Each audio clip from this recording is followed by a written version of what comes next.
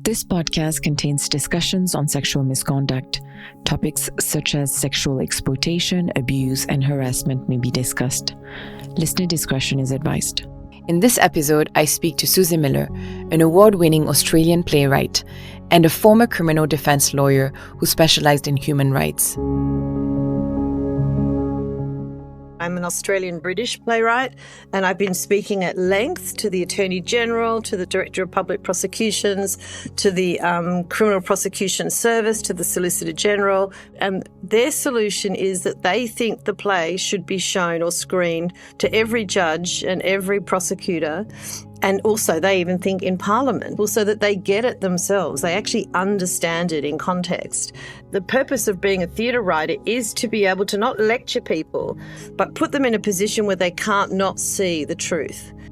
This is the #NoExcuse podcast, discussing the challenges and complexities and potential solutions in preventing and responding to sexual exploitation, abuse, and harassment in the aid sector.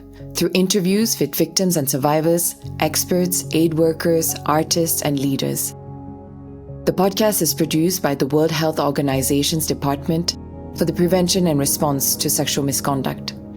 I am Guni Dias, your host and global focal point for the department. Today, I'm really happy to speak to Suzie Miller, an award-winning Australian playwright and former criminal defense lawyer specializing in human rights. Her groundbreaking play, Prima Facie, is the story of a defense lawyer who appears to be very passionate about law and believe in getting justice through the legal system until she experiences herself a sexual assault. She then goes through complexities of what a survivor faces in the courtrooms. And I'm really looking forward today to explore with Suzie the potential of art to challenge perspective and inspire systematic change. Suzie Miller, welcome to the WHO's #NoExcuse podcast. Hi, lovely to meet you. Thank you for having me. So to start, you've had such a fascinating career.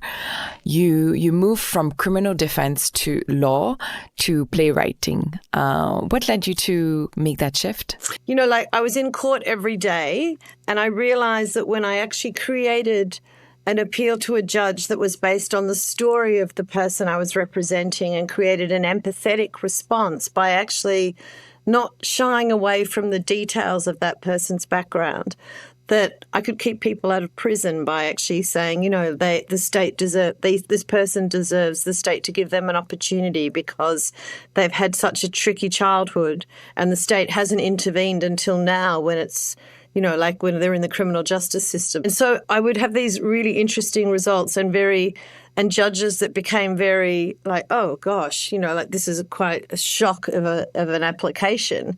And I realized that if you can create empathy in someone, you can actually affect a different response to what you're used to.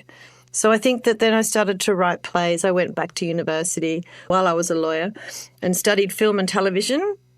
And then I wrote a series of plays, of which Prima Facie is one, but it was very much based on my experience of being a lawyer. And obviously you can tell from the play that it's about a barrister who is a defence barrister, very good in court, believes in the law. The law was her golden ticket out of a very poor background. And then she finds herself on the other side of the law as the complainant in a sexual assault trial, and she realizes that the law has a very gendered scope and that it's not understanding the way that she's telling her story because women respond differently to trauma and also because sexual assault is a particular type of crime. Your play also shows how defending a sexual assault is really tricky. You talk about the freeze or friend. Could you tell us more about that? Absolutely. And I think this is massive. And it's not even about the law, it's about the community at large, is that we've always grown up thinking, and it's a general thought, that when someone is in a life-threatening or traumatic situation, that they have the fight or flight response to anxiety and terror. And that fight or flight response is just sort of, you know, like it assumes that you have equal physical power in a relationship. And it means that you can actually outrun your oppressor or you could fight them and win. Often women in sexual assault scenarios are fearing for their life. It's a survival instinct for them too. And they can't outrun their oppressor and they can't outfight them. And so what the brain does to survive the incident is to do one of two things. And, this has been really well documented by psychologists. And it's to either basically the body freezes or the person freezes and just endures the assault and tries to survive it so they can find a way to get out, or they try to befriend the person that's their attacker to try and talk their way out of it. And like that, if you think about it, it's actually a very rational response to someone that's not physically as big as their oppressor. Having said that, in the courts, it was always assumed that if you didn't have the fight or flight response, that therefore you were consenting. And the idea of this being that if you're not kicking back, or you're actually literally trying to beat up the person raping you, or you're not trying to get out and run away, that somehow you're consenting is outrageous when you think about it in light of just a feminist perspective. But just in general humanity terms, why do we expect that of a different, of a rape victim, a rape survivor, when they're in a situation that can come across really quickly and they're expected to find a way out of that? Actually, when you think about it, the most rational form is to either freeze and just try and minimize the damage, or try to talk your way out of it. But do you think that the legal system or investigative system, if we were to put it in, an organizational perspective, can understand or learn from that? I think they absolutely have to. The bottom line is that for generations and generations, we've been looking at it from the male perspective in terms of how you actually get out of a dangerous situation. And we've done that because we live under a paradigm of the male gaze or the male response. And until we actually recognize that women response, a female response, or just even a smaller stature response to a crime is different to like a man-on-man fight or run, then we can't really expect to ever understand a female victim. And I think that it's terribly unfair, because not only has the person experienced a really horrendous crime, and one that has not just physically attacked them but psychologically attacked them, they are then expected to have behaved the way a man at a bar fight would respond. And by not doing that, they've been told that they're lying or they've mistaken. And I think that confuses women no end, and it means that the justice system or an inquiry system has very little to offer them if it can't believe them, and it doesn't understand the context within which they were assaulted. So what would be a potential solution to that for investigators, for example? I can tell you some of the solutions they've come up with in the UK. Even though I'm born in Australia, I'm an Australian-British playwright, and I've been speaking at length to the Attorney General, to the Director of Public Prosecutions, to the Criminal Prosecution Service, to the Solicitor General, and their solution is that they think the play should be shown or screened to every judge and every prosecutor. And also they even think in Parliament, so that they get it themselves. They actually understand it in context. And, that's the purpose of being a theatre writer, is to be able to not lecture people, but put them in a position where they can't not see the truth. And I think that what's been amazing for me with the play is that it's been used as an education tool for judges and police officers. And I've got so many messages and letters back from people who have, from judges and police officers and politicians who have said, I didn't see it the way that you saw it until I saw the play. And then I suddenly thought, how could I have missed this for so many years? And women as well, who said, when my daughter told me she was sexually assaulted, I assumed she didn't fight enough.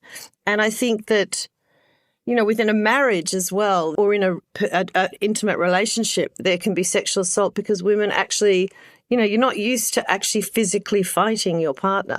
I think what the play did was allow people to have the experience of recognizing it for themselves. And I think that they're now trying to roll it out as part of judicial education, like a mandatory watch. And I think that, I think that lawyers respond and people in the UN respond well to something visual and also something that has a legal connotation because they think in that paradigm anyway. Yeah, at WHO, we've seen also that, how simulation exercises and role playing can be really transformative in the way they see, approach, or understand the topic. And I'm curious to know, what do you think it is about theater that makes it so impactful in shaking someone up versus, a typical training? I think what's different is that it creates really significant empathy, because in order to engage in a story, you have to have empathy for the characters. And if you have empathy for the characters, you then start to think differently, or you think from their perspective. And you also stop, if you see that there's a disconnect between what they're experiencing and how they're being responded to. Human beings are solution driven, and they go, well, what should change to make that okay? So they actually care about the person that's actually in the middle of the disconnect. And I think that, theatre is not a new thing. It's been around since before we had books. So you think, really, it is a very human way of conveying information without forcing someone to digest it. They actually engage with a character, feel something for a character, and then see what happens to that character. So, with that kind of origin, it feels like a tool that's as old as we are, and therefore we respond well to it as humans. And I think if you really respond to something well, you actually feel outraged on behalf of your character, it does affect change. And what do you think that the aid sector can learn from your experience, just in general? I mean, I think the sector can learn, particularly when it's out in the field, that the cultural experience that we have lived with and by for generations and generations is only one perspective. It's only a white, male, heterosexual, highly privileged perspective. Now, someone that lives outside that kind of dominant paradigm knows intuitively there's something wrong about it, or it doesn't speak to them.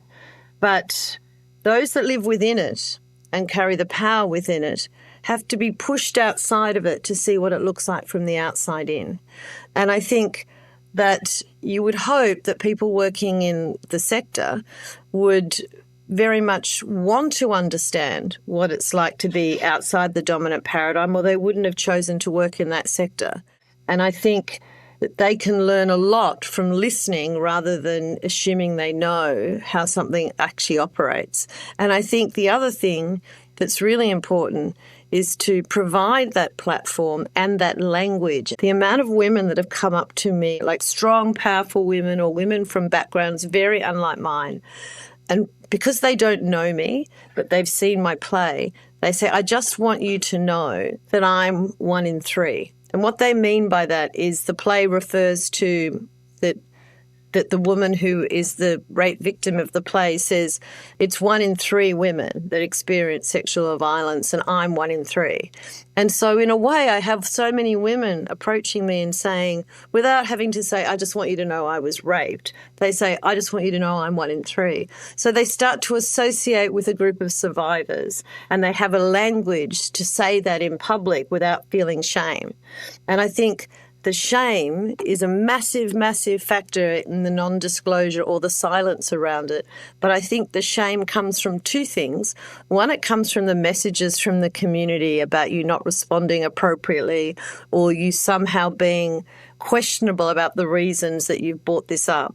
And the second thing it does is the reason for the shame is there's no language that's an easy language for women to use to explain a sexual assault and their response to it.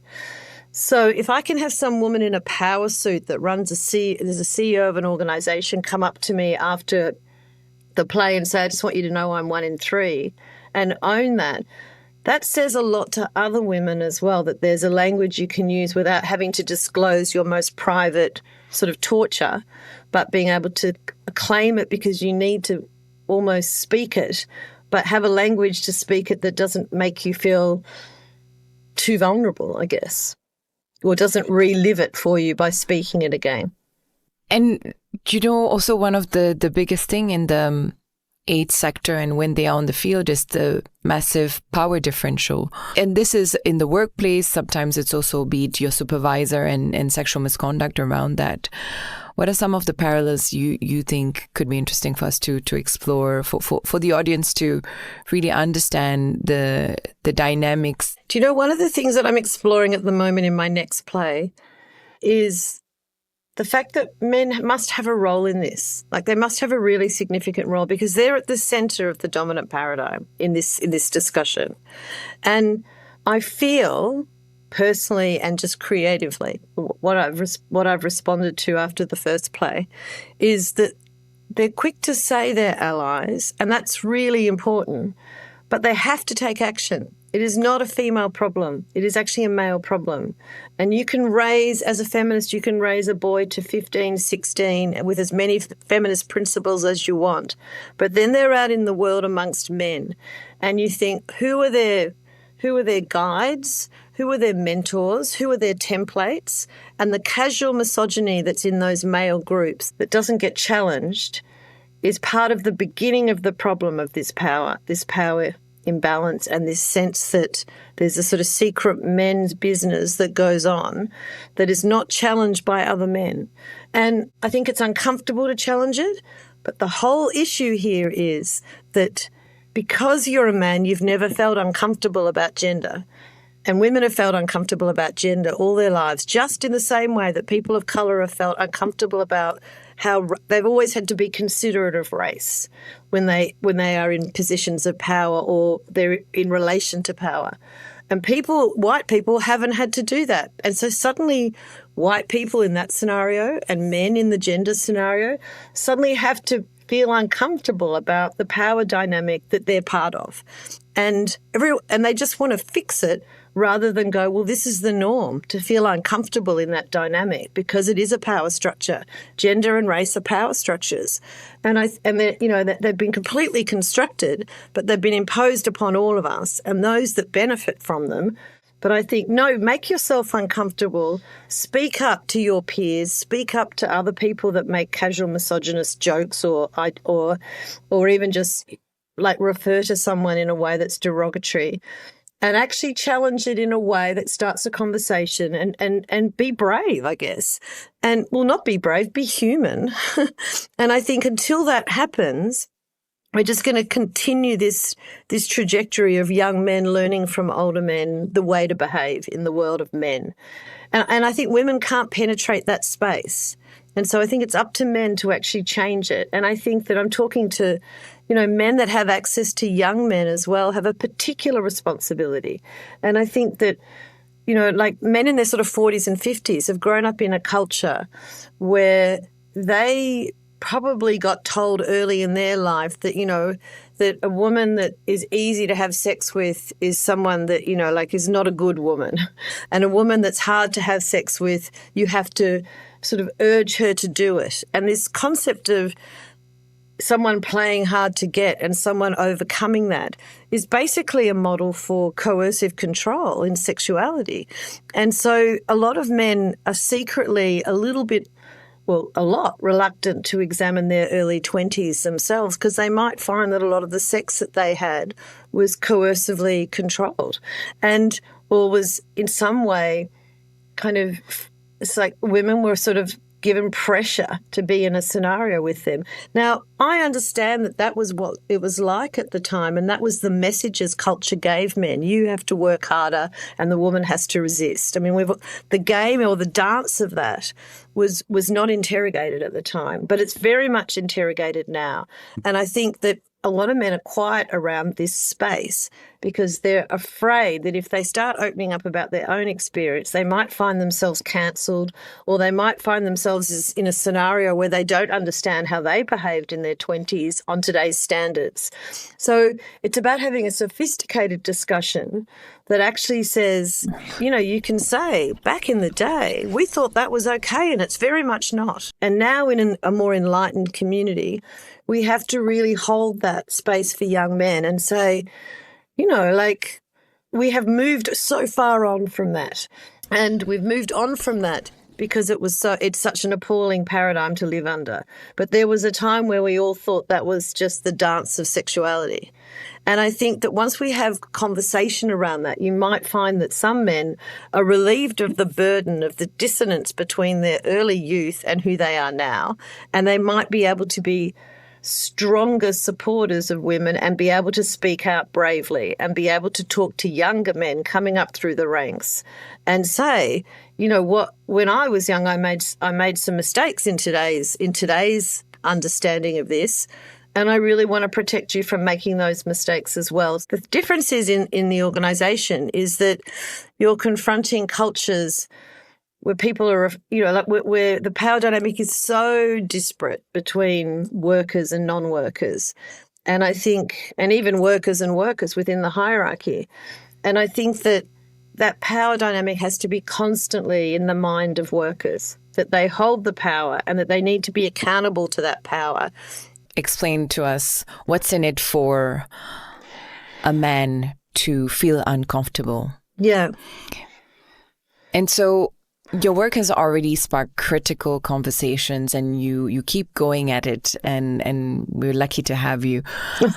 What inspires you to keep on addressing these challenges and these topics? I mean, I think I sat through law school and criminal law and rape law, where it was sort of slightly voyeuristic from the males I was sitting next to about the facts of a case, which I found just so challenging. But I didn't have a language. And then I would actually take statements from young women who were sexually assaulted for years and years and years. And, I could tell them it wasn't their fault and whatever.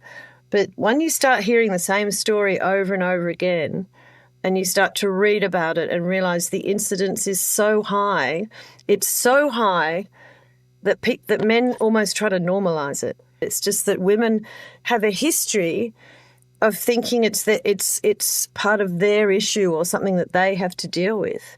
I mean, we would never say that if suddenly people were sort of invading sort of old people's homes or like care facilities and actually asserting physical control over them. There would be an outrage if that was 1 in 3 old people in our community.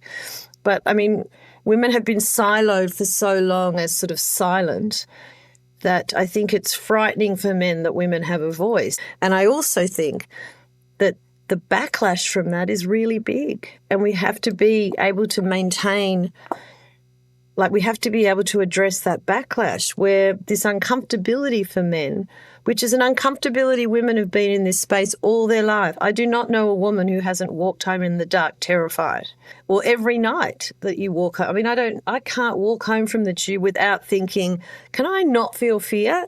So you think if more than half of the population have that terror, then you should be uncomfortable in that space, because like half the population are not just uncomfortable, but they're living in terror of that experience.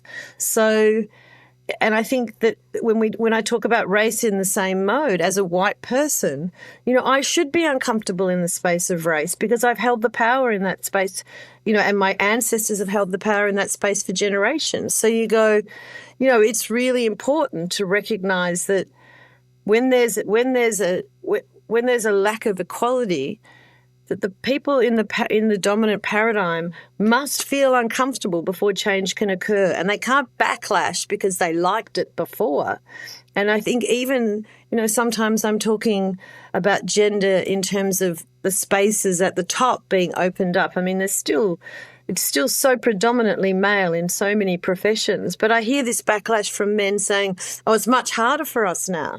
And you go, it's much harder because it's getting more equal.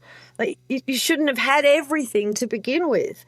And I think there's certain kind of media personalities and certain kind of, online presences that have actually kind of rejected an equality basis and tried to move backwards to the sort of 50s to this male power mode. And I think that's heavily destructive for young people. So to all your men listening, that's the challenge that I put out there to men, to fathers, to uncles, to workplace males, to say, if you really believe in equality, you really don't have a choice but to do this. if you really legitimately ideologically believe that gender-based violence is wrong, then you must recognize that you have the power to interrogate those conversations from a male perspective within your own circles and beyond. So I think until we can talk about it within our communities, and until we can know that within an organization such as yours that it's actually something that can be spoken about and interrogated, then there's no hope for the people that we look at in communities where there's no interrogation at all. And also generationally, until men can talk to other young men about experiences and a value system for men to be good citizens and good humans, then it's just going to keep generating. Thank you so much, Suzie, because you really mastered the art of putting yourself in the shoes of, and it could be a woman, a man, someone of color, someone who's older, and you really eloquently use your creativity to pass these messages to an audience like us in the aid sector. So we really thank you for your work and taking the time to speak to us. Look, thank you, Guni, but I just want to say that I also have a lot to learn. You know, in the space that I occupy, we all do. No one knows it. We should all feel uncomfortable about how our power extends itself and constantly be in check. I mean, that's the obligation of someone that believes in humanity, I think. It's, you know, so I mean, that's a very lovely thing for you to say, but I am also someone that is a work in progress like all of us. Thank you.